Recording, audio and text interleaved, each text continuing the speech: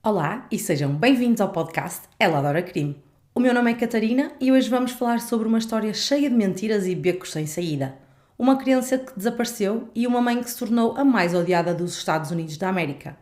São elas Kaylee e Casey Anthony, respectivamente. Desenhou-se o retrato robô, pediu-se ajuda ao FBI, mas o estripador de Lisboa nunca foi encontrado. Depois de este ter oferecido resistência. A tolha dos pés com um fio de nylon e secou-se no cadáver. Até aqui, à barragem do Raiva, na esperança de que a água engolisse mais um dos seus segredos. Começamos esta história a falar um pouco sobre o pai de Casey, para vos dar um pouco de contexto. George Anthony nasceu em Ohio e trabalhava como polícia no condado do Trumbull, na divisão de carros roubados. Em 1981 casou com Cindy, depois de um primeiro casamento atribulado, que acabou pelas constantes mentiras de George e também devido ao seu vício pelo jogo. A 20 de novembro de 1982, George e Cindy tiveram o seu primeiro filho, Lee, e 4 anos mais tarde nasceu Casey, a 19 de março de 1986. Com a família completa, o objetivo de Cindy seria ficar em casa para tomar conta das crianças, mas o ordenado de George como polícia não era suficiente para sustentar 4 pessoas e Cindy acabou por convencê-lo a desistir da sua carreira de polícia. Apesar de não ter a melhor relação do mundo com o seu pai, George decidiu ir então trabalhar com ele como vendedor no seu stand de automóveis, mas como é óbvio, o resultado não foi muito positivo. George decidiu então deixar este trabalho, depois de algumas altercações físicas, e abriu o seu próprio stand, o que, diga-se de passagem, também não correu muito bem, pois a capacidade de gestão de George não era a melhor. Novamente, este negócio, como eu já disse, não correu muito bem e eventualmente a família mudou-se para Orlando, Flórida, onde George começou a trabalhar como gestor de rotas num jornal. Algum tempo mais tarde, George magoou-se e acabou por ter de trocar novamente de trabalho, passando agora para a função de controlador de pragas. Mas, como o mal nunca vem só, George voltou a magoar-se no mesmo joelho e teve mesmo que deixar de trabalhar. Foi por esta altura que voltou a viciar-se no jogo e desta vez online. Sem grandes rendimentos, George contraiu uma dívida enorme online e em cartões de crédito. Casey era uma jovem bastante popular na escola. Era inteligente, praticava desporto, tinha imensos amigos e nunca teve dificuldade para começar novos relacionamentos. Não era a melhor aluna da turma, não pela falta de inteligência, mas sim pela falta de interesse, e geralmente estava sempre rodeada de rapazes, preferindo a sua companhia do que a das raparigas. No secundário, começaram as mentiras compulsivas. No último ano, deixou completamente de ir à escola. Quando os seus pais a questionaram sobre a sua roupa para a graduação na escola, e eu tenho a certeza que a maior parte de vocês está a par daquela festa de final de ano que é feita nas escolas dos Estados Unidos, com aquelas cartolinhas e as capas, a Casey disse que se tinha esquecido de encomendar estes itens que eram necessários para o evento. 2 dias antes da graduação, os pais de Casey receberam uma chamada da escola a informar que ela tinha reprovado esse ano devido à falta de créditos. Quando confrontada, Casey arranjou uma desculpa e conseguiu convencer os seus pais de que efetivamente tinha passado de ano e poderiam ir assistir ao evento de graduação. George e Cindy participaram então do evento, mas estranharam quando Casey não foi chamada ao palco para receber o certificado de conclusão e confrontaram-na novamente. Casey conseguiu dar-lhes a volta e convenceu-os de que tinha sido um erro da escola. Fizeram inclusive uma festa onde aceitaram presentes, apesar de no fundo saberem que Casey tinha na realidade reprovado. Aqui Casey chegou à conclusão que poderia fazer o que bem lhe apetecesse, porque os seus pais iriam sempre acabar por protegê-la. Depois deste episódio, Casey conseguiu arranjar um trabalho no parque da Universal Studios em Orlando, mas continuava sem contribuir para as despesas da casa, mesmo sabendo pelas dificuldades que os seus pais passavam e mesmo continuando a viver com eles. Foi neste trabalho, em janeiro de 2005, que conheceu Jessie Grant, que acabará por ser importante para a história.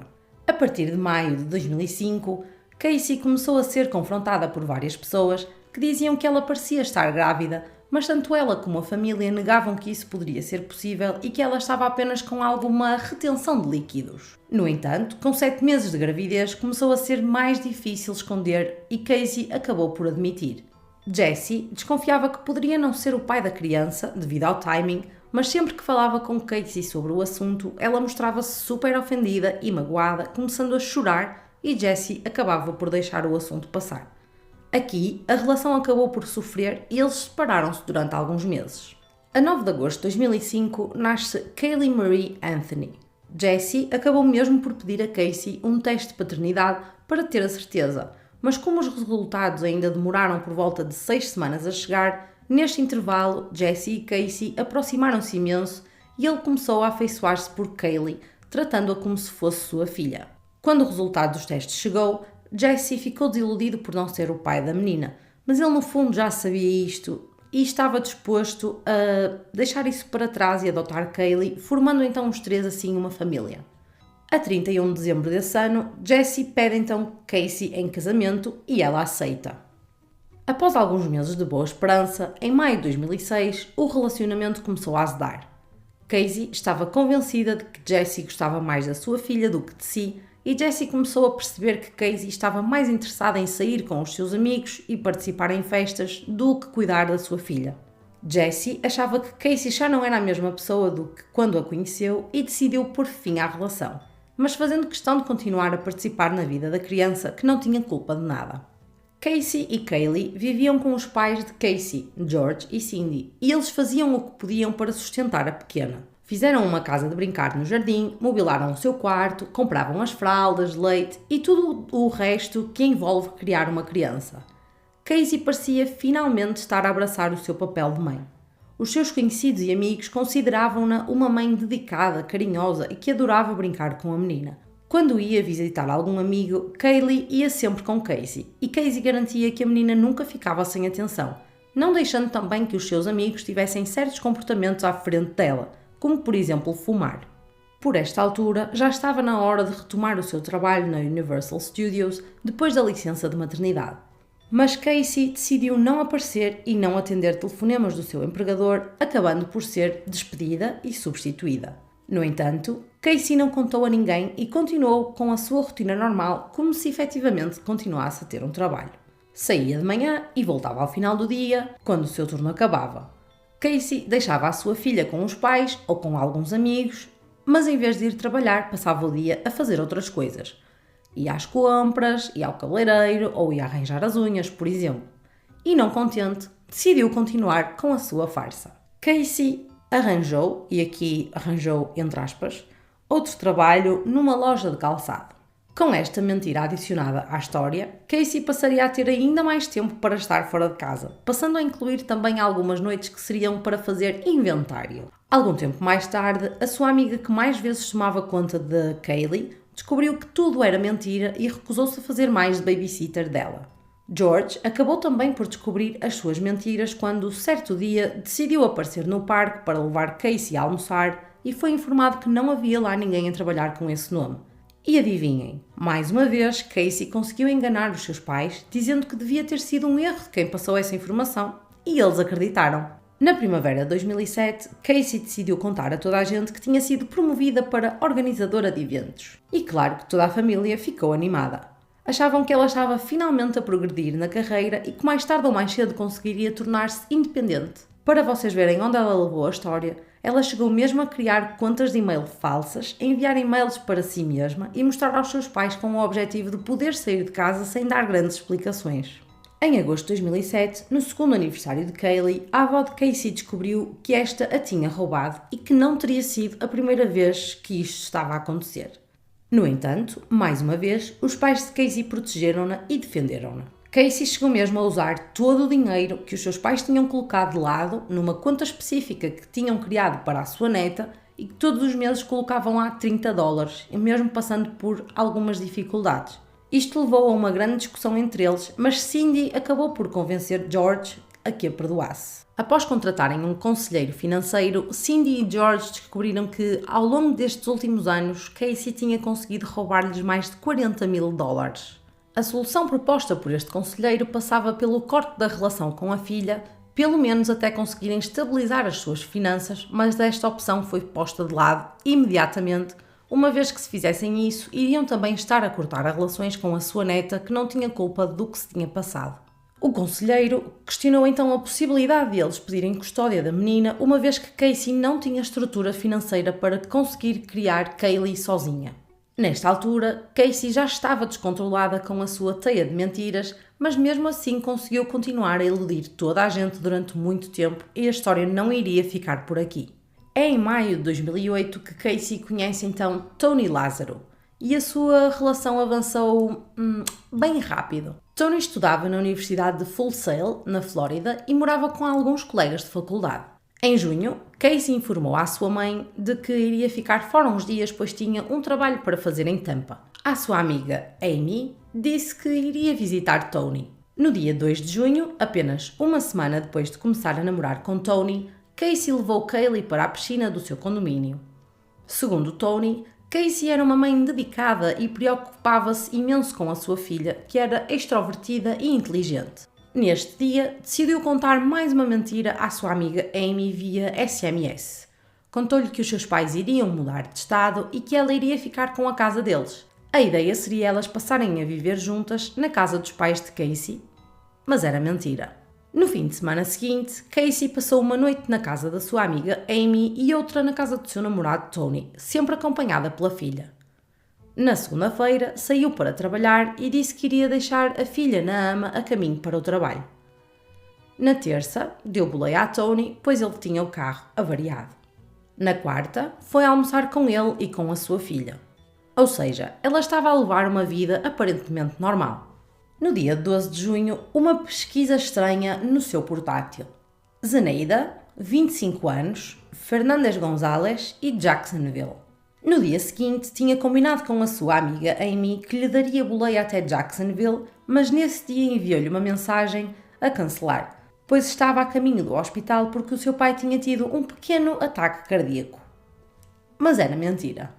A 15 de junho, Cindy finalmente teve um choque de realidade após ver algumas fotos no Facebook da sua filha numa saída à noite na sexta-feira anterior, quando supostamente deveria estar a trabalhar. Confrontou Casey pela primeira vez e tiveram uma enorme discussão, chegando mesmo a ameaçá-la em tirar-lhe a custódia da filha. Alguém finalmente acordou. Na manhã seguinte, George viu a sua filha e a sua neta a saírem de casa, ambas com mochilas às costas. George ajudou Kaylee a entrar no carro e a sentar-se na sua cadeirinha e despediu-se. Mal sabia ele que seria mesmo a última despedida. Segundo os registros do seu telemóvel, analisados mais tarde, Casey não se afastou muito daquela área. Ligou para Tony, esteve também a falar com a sua amiga Amy e mais tarde ligou para Jesse Grant, aquele primeiro namorado que estava completamente disposto a adotar Kaylee e a fazer uma família. Segundo Jesse, Casey ligou-lhe para lhe contar que os seus pais estavam a divorciar e que ela precisava de um sítio para ficar durante os dias. Mais uma mentira. O seu computador mostrou também alguma atividade na internet durante aquela tarde, o que demonstra que ela voltou à sua casa quando não estava lá ninguém. Mais tarde, por volta das 8 da noite, foi vista com Tony, através de câmaras de vigilância, mas nesta altura Kaylee já não estava com ela. No dia seguinte, voltou à sua casa enquanto os seus pais estavam a trabalhar. Neste dia, visitou também um amigo seu de longa data, Chris, a quem contou que estava à procura de uma casa aproximadamente de $250.000 e mais tarde encontrou-se também com Tony. No dia 18 de junho, voltou novamente à casa dos seus pais. O vizinho Brian Berner contou que ela lhe foi pedir uma pá emprestada, por volta da 1 da tarde, mas que a devolveu cerca de 1 hora mais tarde. Casey não estava suja, nem estava suada, então Brian não percebeu para que fim foi utilizada a pá. Um dia mais tarde, Casey contactou outro amigo seu, Matthew, a questionar se ele tinha conhecimento de algum apartamento para alugar na zona, pois o seu namorado Tony estava à procura de um. Mas isto também era mentira. Já na sexta-feira, Casey encontrou-se com alguns amigos e com Tony numa discoteca, algo que já tinham planeado com alguma antecedência. Nesta noite, foi fotografada super sorridente e a divertir-se imenso. Por esta altura, George e Cindy já só queriam saber por onde andava a sua filha e para onde teria levado a sua neta. Mas Casey dizia sempre que estava a trabalhar e tinha decidido passar uns dias na casa da ama da Kaylee, Zeneida Fernandes González, também conhecida por Zenny. Assim não havia a necessidade de acordar a menina muito cedo ou até mesmo acordá-la ao chegar tarde do trabalho. No entanto, isto também não era verdade e Casey estaria a viver com Tony, sem Kaylee. Sempre que os avós ligavam, Casey inventava uma nova desculpa para eles não poderem falar com ela. Ou ela tinha ido ao parque, ou ela tinha ido à praia, ou a ama tinha a levado ao cinema, qualquer coisa. A 21 de junho, Casey avisou a sua mãe Cindy que iria passar o dia em Tampa num parque de diversões conhecido como Busch Gardens. Supostamente, Kaylee iria também, assim como a sua ama e umas amigas dela. Cindy tinha pedido a Casey para lhe ligarem mal voltassem do parque, mas claro que isto não aconteceu. No dia seguinte, disse à sua mãe que quando chegaram a casa estavam tão cansadas que adormeceram logo. No dia seguinte, também não conseguiu falar com a menina.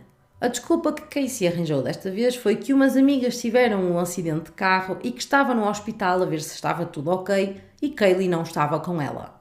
E isto tudo estava a acontecer quando ela estava na casa de Tony, ou seja, esta mulher tinha uma imaginação extremamente fértil. Na semana seguinte, Casey voltou finalmente à casa dos seus pais, mas não com o intuito de os visitar. Ela dirigiu-se lá, pois estava sem dinheiro e sem gasolina e sabia que o seu pai tinha alguns jerrycans no anexo. Casey arrombou o cadeado, pegou na gasolina e foi-se embora. George reparou no que tinha acontecido e alertou os vizinhos para os possíveis ladrões na zona, mas ele no fundo sabia perfeitamente quem é que tinha feito aquilo. No dia seguinte, Casey decidiu voltar à casa dos pais para ir buscar mais algumas roupas, mas não estava a contar cruzar-se com o seu pai em casa, porque ele deveria estar no trabalho e não ali. Desconfiado do que tinha acontecido no dia anterior, foi ver o carro da filha e foi direitinho à mala do carro e lá encontrou a gasolina roubada. Casey ainda tentou enganá-lo mais uma vez, mas não conseguiu. Super ofendida, devolveu os jerrycans e foi-se embora. George ainda conseguiu questioná-la sobre Kaylee, mas não obteve nenhuma resposta. Nesta mesma altura, Casey falou com Amy e disse-lhe que tinha acontecido alguma coisa com o depósito da gasolina do seu carro na sequência de ter atropelado um animal e que o carro estava com um cheiro imundo. Um dia, Casey ficou sem gasolina e acabou por deixar o seu carro estacionado num parque de estacionamento, mas 3 dias depois, o gestor do parque começou a achar estranho e foi verificar o que se passava com o carro. Quando se aproximou, viu uma cadeira de bebê lá dentro, mas nada de mais suspeito. Durante este fim de semana, Cindy insistiu que Casey deixasse a criança consigo a partir de segunda-feira, pois ela iria entrar de férias e já teria disponibilidade para cuidar dela, dando também para matar saudades da menina. Mas Casey disse-lhe que não seria possível, pois a menina iria passar o dia com a sua ama Zanny à Universal Studios. Cindy já estava farta de toda esta situação, então na segunda dirigiu-se também para o mesmo local onde elas iriam estar. Quando chegou, avisou Casey que já lá estava, mas Casey desculpou-se a dizer que afinal ainda estavam em Tampa. Entretanto, o seu namorado Tony foi passar uma semana a Nova York para visitar a sua família e Casey ficou com o seu carro. Agora já tinha como se movimentar, mas como Tony não estaria, Casey também não teria sítio para dormir. Foi aqui que pediu novamente ajuda à sua amiga Amy. Entretanto, Cindy continuava super preocupada, pois há já algum tempo que não conseguia ver a sua neta. Claro que nunca conseguiu encontrar a menina e as suas buscas pelos parques ou pelas praias nunca foram bem sucedidas. Decidiu falar então com Lee, o irmão de Casey, e explicou-lhe o que estava a acontecer. Lee começou então a sua própria investigação sobre o paradeiro de ambas. Casey ainda conseguiu evitar cruzar-se com o seu irmão durante alguns tempos. Cindy, já em completo desespero, no dia 3 de julho colocou um post no MySpace. E o MySpace é uma plataforma, era uma rede social muito conhecida na altura, e se vocês quiserem podem ver o post no Instagram, que vai lá estar também. Este post dizia que a sua neta estava desaparecida e que Cindy estava destroçada. No dia seguinte, Casey estava na casa da sua amiga Amy quando Cindy lhe ligou para a convidar para verem o fogo de artifício juntas. Como é o dia da independência nos Estados Unidos da América, há imensas festas em todo o lado. Casey disse-lhe que não estava na cidade e que então não poderia aparecer. A 5 de julho, Tony volta de Nova York. Nesta altura, apercebeu-se que Casey tinha imensos pesadelos durante a noite, para além de ter também imensa dificuldade em adormecer. Uma das noites, Tony acordou e encontrou Casey a chorar desalmadamente no chão a ver vídeos de Kaylee no seu portátil. Uns dias mais tarde, Casey supostamente iria em viagem com uns amigos seus para Porto Rico, mas à última hora inventou uma desculpa e não foi. Amy deixou-lhe o seu carro para que ela pudesse usar nesse período. Casey descobriu então um livro de cheques no porta-luvas e decidiu que seria ótima ideia continuar a gastar dinheiro que não era dela. Uns dias mais tarde, Cindy e George receberam na sua casa uma carta registada um pouco estranha. O carro de Casey encontrava-se estacionado num parque de estacionamento há já algum tempo e era preciso pagar o parquímetro, no valor só de $408, assim como retirar o carro do local. George dirigiu-se então ao parque de estacionamento e o gestor do parque levou-o até ao carro e quando abriram as portas, um cheiro horrível começou a aparecer. O gestor comentou com George que a única vez que sentiu um cheiro tão mau na vida foi precisamente quando um homem se suicidou naquele mesmo parque e só foi encontrado alguns dias mais tarde no seu carro. Ao abrirem a mala do carro, encontraram um saco de lixo com alguns restos de pizza. Talvez afinal o cheiro pudesse vir dali. No interior do carro, Cindy também encontrou sapatos e roupa de Kaylee e Casey. Encontrou também um cartão com o contacto de Amy e decidiu ligar-lhe. Apresentou-se e explicou-lhe o que se estava a passar, assim como as suas preocupações relativamente ao uso de dinheiro que não era dela. Amy decidiu checar então o saldo da sua conta e, puf, zero dinheiro. Amy disse a Cindy onde ela poderia encontrar Casey e Cindy dirigiu-se imediatamente à casa de Tony, onde encontrou a sua filha e a arrastou de lá à força. Já dentro do carro, Casey sempre se recusou a divulgar o paradeiro de Kaylee, tentando continuar a impingir o seu rol de mentiras à mãe. Mas Cindy já não conseguia aguentar tanta falsidade e mentira e ameaçou que iria reportar o roubo do carro e também do dinheiro. Chegou mesmo a ir até a uma esquadra, mas estava fechada. Ligou de seguida para a linha de emergência, mas pediram-lhe para ligar quando chegasse a casa. Casey pediu a Cindy que lhe desse mais um dia, mas Cindy já não queria saber. Ligou para a linha de emergência e desta vez reportou também o desaparecimento da sua neta. Lee ainda tentou tirar algumas informações a Casey e finalmente ela admitiu que já não sabia da sua filha há mais de um mês. No entanto, garantiu ao seu irmão que a menina estava bem, pois ainda nesse dia tinha conseguido falar com ela, uma vez que Kaylee ligou-lhe um telemóvel pré-pago para lhe contar como estava, mas quando Casey pediu que passasse o telefonema a um adulto, a chamada foi abaixo e depois o telemóvel já não estava a funcionar. Lee contou a Cindy que ficou inconsolável e ligou mais uma vez para a linha de emergência. Durante esta chamada, houve Cindy a dizer que o carro de Casey cheirava a morte. A operadora quis falar com Casey, que se apresentou sempre calma e firme e revelou que não sabia da sua filha há 31 dias. Não deu muitas informações e também não soube explicar porque não fez a denúncia mais cedo. A polícia dirigiu-se então à casa de Tony para levantar algumas coisas de Casey que ela não tinha tido a oportunidade de levar consigo, algumas roupas e um portátil. Incrivelmente, o histórico estava apagado, mas nós sabemos perfeitamente que não basta apagar o histórico, não é? Tudo o que é feito na internet deixa um rastro. Enquanto isto, Casey esteve sempre em contacto com Tony via SMS. Ele questionava porque é que ela não lhe tinha contado nada antes, mas Casey, sempre evasiva, respondia que o amava e que precisava dele, pois se não encontrassem Kaylee, ela iria presa durante muito tempo. Nessa madrugada, Casey foi interrogada novamente. O agente avisou-a que aquele era o momento ideal para ela contar a verdade, caso houvesse necessidade de mudar alguma coisa no testemunho que deu anteriormente. Mas Casey contou exatamente a mesma história. Segundo o seu depoimento, no dia 9 de junho de 2008, Casey tinha deixado Kaylee nos apartamentos Sawgrass, no número 210, antes de ir trabalhar. Esta era a casa de Zeneida Fernandes Gonzalez e Casey já a conhecia há cerca de 4 anos. Conheceu-a através de Jeff Hopkins, o seu ex-namorado, uma vez que Zenny também tinha cuidado do seu filho, Zachary. Quando a sua ama anterior, Lauren Gibbs, voltou a estudar, Casey decidiu contratar Zenny para cuidar da sua filha.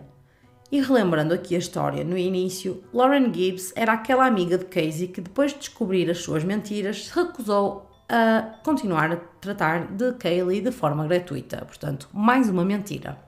Adicionou que Zeneida também mudava de casa muitas vezes e trocava o seu número de telemóvel com bastante frequência, então não conseguia identificar bem os locais onde ela já tinha morado por serem tantos. Naquele dia, foi buscar Kaylee, mas não estava ninguém em casa. Ligou várias vezes para Zenny, mas ela tinha o telemóvel desligado. Então decidiu ir procurá-la nos parques infantis, nas lojas e por aí, mas não as encontrou. Voltou novamente para perto do apartamento, esperou algum tempo, mas ninguém voltou a aparecer. Às 7 da tarde, e não querendo ir para a casa dos seus pais sem Kaylee, Casey decidiu ir para a casa de Tony. Para além de se sentir segura, tinha a certeza que ele não iria confrontá-la com milhões de perguntas acerca do paradeiro da filha. Não contou nada aos seus pais para não os preocupar, e as únicas pessoas que sabiam eram 2 amigos, mas Casey também não conseguia fornecer os seus contactos porque eles também estavam constantemente a mudar de estado e, consequentemente, de contacto. Casey disse que também estava a usar o seu telemóvel profissional pois tinha perdido o pessoal, mas que miraculosamente o telemóvel do trabalho desapareceu da sua secretária na Universal Studios durante um fim de semana. Manteve a mesma história que contou ao seu irmão Lee.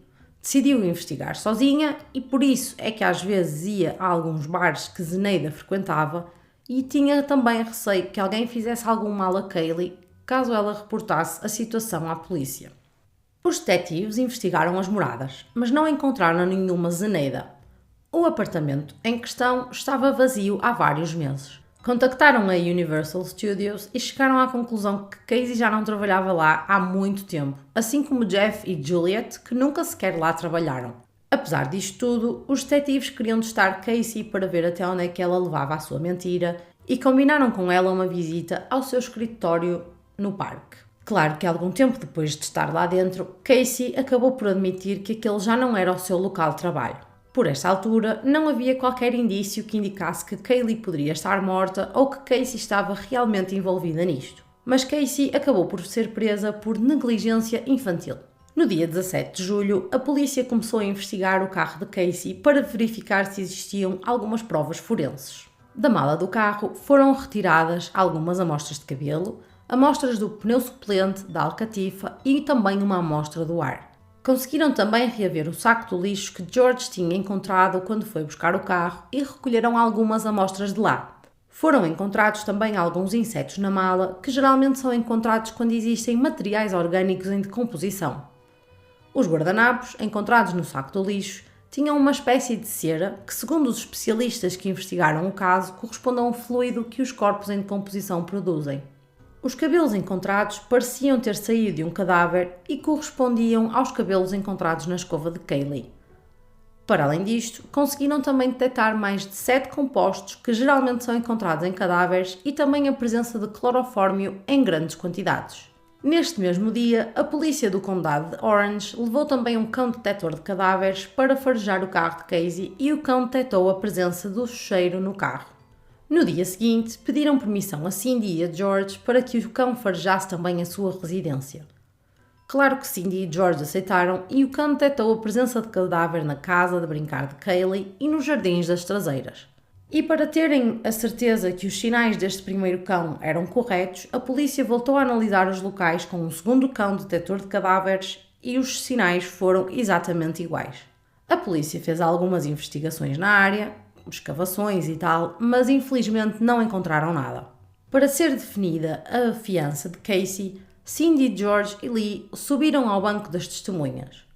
Os 3 tentaram testemunhar a favor de Casey para que esta fosse libertada, pois tinham esperança de conseguir mais informações acerca do paradeiro de Kaylee caso ela estivesse com eles. Foi também chamado o especialista acerca dos sinais dos cães detectores de cadáveres e ele chegou também a referir o episódio em que Casey pediu a pá emprestada ao seu vizinho. O valor da fiança ficou estabelecido então em $500,000.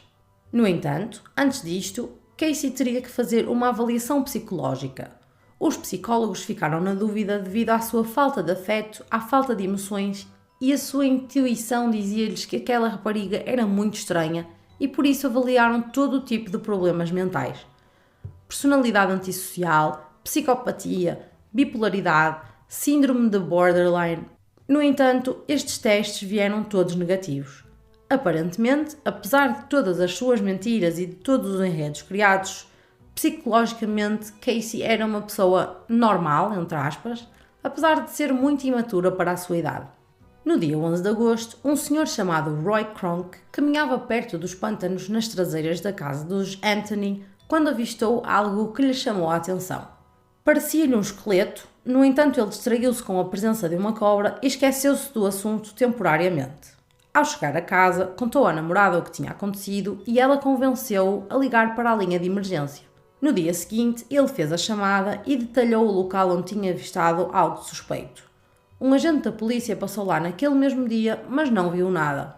Roy, não ouvindo nada nas notícias daquele dia, voltou a ligar para a linha de emergência no dia 13 e tentou ainda ser mais específico no local. Outro agente foi enviado, mas não viu nada de especial. As autoridades decidiram ligar a Roy para que ele fosse ter com eles ao local e indicasse onde exatamente tinha visto o esqueleto. E assim foi.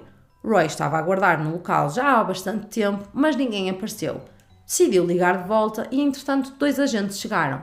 Aquela zona era úmida e pantanosa, e muita gente tinha o mau hábito de deixar lá o seu lixo. Então os agentes que chegaram acabaram por desistir quase de imediato de procurar alguma coisa e foram embora.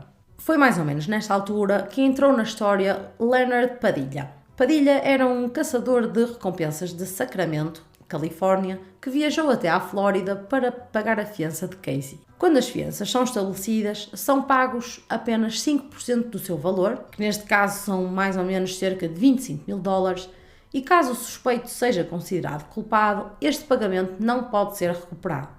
Mas o intuito de Padilla não era fazer caridade.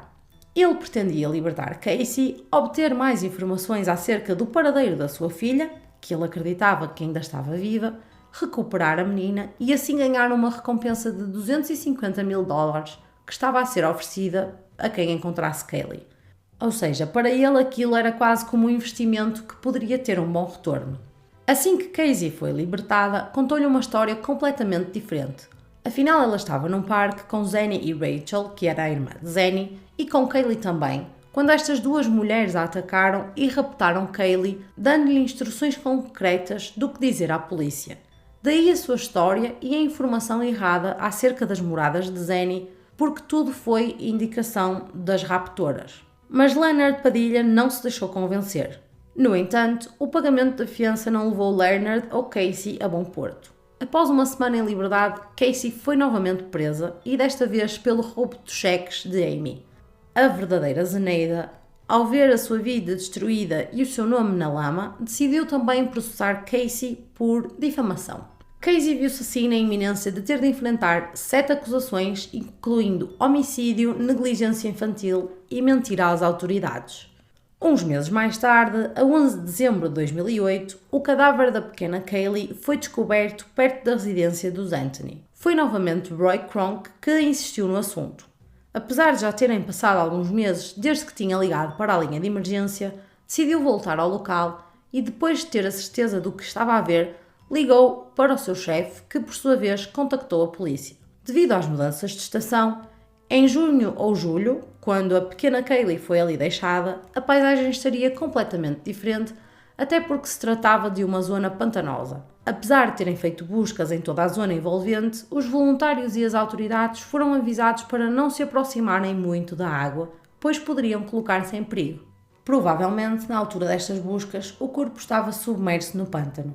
Os restos mortais estavam completamente decompostos devido ao tempo passado e às condições climatéricas, o que indicava que Kaylee tinha permanecido ali desde a altura do seu desaparecimento. A autópsia concluiu que não existia nenhum trauma, mas que Kaylee tinha sido amordaçada com fita cola antes da sua morte. Depois de morrer, tinha sido embrulhada em 2 cobertores do Winnie the Pooh, seguidos de uma lona e, por fim, 2 sacos de lixo.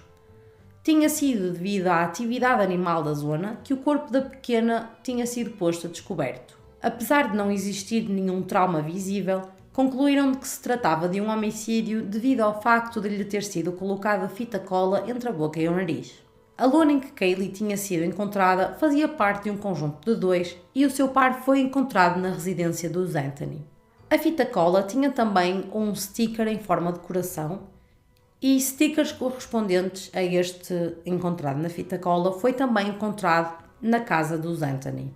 Em janeiro, George tentou suicidar-se, tendo sido encontrado a tempo num quarto de um motel, desmaiado e com uma carta ao lado dele para se despedir da sua esposa. A 13 de abril, a acusação anunciou que planeava pedir a sentença de morte para Casey Anthony pelo homicídio da sua filha. Segundo a versão do Ministério Público, Casey tinha usado clorofórmio para pôr a menina inconsciente, depois tinha-lhe colocado fita cola na boca e tinha-a sufocado.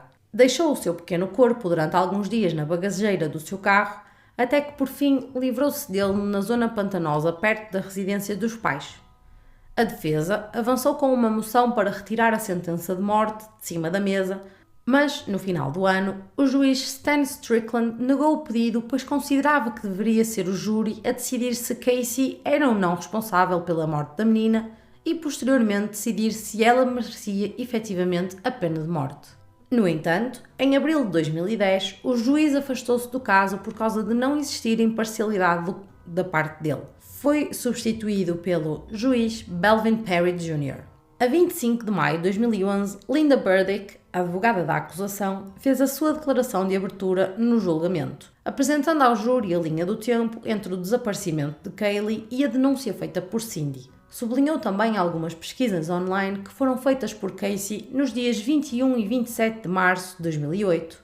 Clorofórmio, acetona, álcool e peróxido, como fazer clorofórmio, armas domésticas e quebrar pescoços, inalação, clorofórmio, álcool e morte. Também abertas páginas da internet relacionadas com a elaboração de drogas caseiras. Seguiu-se José Baez, o advogado de defesa de Casey, que largou imediatamente duas bombas que ninguém previa. Em primeiro lugar, Casey Anthony era abusada sexualmente pelo seu pai desde os seus 8 anos e tinha sido habituada a fingir que estava sempre tudo bem e a sofrer silenciosamente, a rir quando lhe apetecia chorar. Foi por este motivo que Casey se comportou normalmente aqueles 31 dias. Mas nunca, no decorrer do julgamento, voltou a tocar neste assunto nem apresentou provas desta acusação. Adicionou que Kaylee nunca tinha estado desaparecida. Kaylee afogou-se na piscina da família e, com medo das consequências, George e Casey tinham encoberto o acidente. A autópsia não conseguia confirmar ou desmentir, sendo que apenas tinham sido analisadas as ossadas da menina. Ainda assim, George Anthony era ex-polícia e sabia perfeitamente que um acidente daqueles jamais poria a sua filha atrás das grades, até porque, infelizmente, é um acidente bastante recorrente. Havia muitas coisas por explicar neste caso, mas com estas declarações talvez Joseph Baez tenha conseguido semear a dúvida na mente dos júris. Este advogado fez um excelente trabalho a descredibilizar testemunhas que poderiam colocar Casey atrás das grades. Dezenas de testemunhas foram ouvidas naquele tribunal, incluindo os seus amigos que tinham estado com ela durante aquele mês em que Kaylee desapareceu. Apesar de a considerarem uma boa mãe, não tinham visto qualquer tipo de stress ou problema durante aqueles dias. Pelo contrário, Casey estava bem feliz como era habitual. Foi encontrada também uma entrada num diário escrito por Casey em junho de 2008, 5 dias após o desaparecimento da menina, que diz que Casey não tem remorsos e que queria que tudo desse certo. Dizia que apenas queria ver o que o futuro lhe reservava e que já não se sentia tão feliz há muito tempo. E dizia também que esperava que os fins justificassem os meios. No dia 4 de julho de 2011, o júri iniciou as deliberações. No dia seguinte, deu o seu veredito. Casey foi considerada culpada por 4 crimes de mentira às autoridades, ficando ilibada de todas as outras acusações, incluindo a negligência infantil. Foi condenada a 1 ano de prisão por cada crime, fazendo assim 4 anos. Mas Casey já estava presa há cerca de 3 anos e saiu da prisão por bom comportamento, com antecedência, no dia 11 de julho de 2011. Em setembro, Casey Anthony foi intimada pelo estado da Flórida a pagar $218 mil. Em 2012, as autoridades obtiveram novas provas retiradas do computador de Casey. No dia 16 de junho de 2008, data do desaparecimento de Kaylee, fez uma pesquisa na internet por asfixia infalível. Caso tivessem esta informação na altura do seu julgamento, talvez o desfecho tivesse sido diferente. Recentemente, em 2018, um escândalo envolvendo José Baez foi divulgado. Um dos investigadores privados que tinha trabalhado na equipa da defesa lançou a informação de que Casey Anthony tinha pago ao seu advogado com favores sexuais. Mas ficou por aqui. Pelo que se sabe, agora, Casey Anthony continua a viver na Flórida e trabalha para um investigador particular, Patrick McKenna, com quem alegadamente mantém uma relação amorosa. Está também a escrever um livro sobre a sua história, que pretende transformar num filme posteriormente. Casey e Cindy mantêm algum contacto esporadicamente, no entanto, George recusa-se a voltar a falar com a sua filha. Ele acredita que Casey não assassinou Kaylee propositadamente, mas que está envolvida na morte da menina e que deveria estar presa por isso. E chegamos assim ao final de mais um caso aqui no Ela Adora Crime. Este roteiro foi mesmo muito complicado para fazer devido à imensidão de informação que existe sobre este caso e até mesmo por causa da confusão destas mentiras todas de Casey. Portanto, já sabem, como eu apenas contei uma história, há certos detalhes que posso não ter abordado por questões de tempo ou até mesmo por não ter a certeza se estariam 100% corretos. Portanto, dá-me a tua opinião e já sabes que para me ajudares na divulgação e crescimento deste podcast, podes partilhá-lo com os teus amigos. Podes também ver algumas fotos deste caso no Instagram @ela.adora.crime.podcast. Espero que tenhas gostado deste episódio e vemo-nos no próximo. Beijos!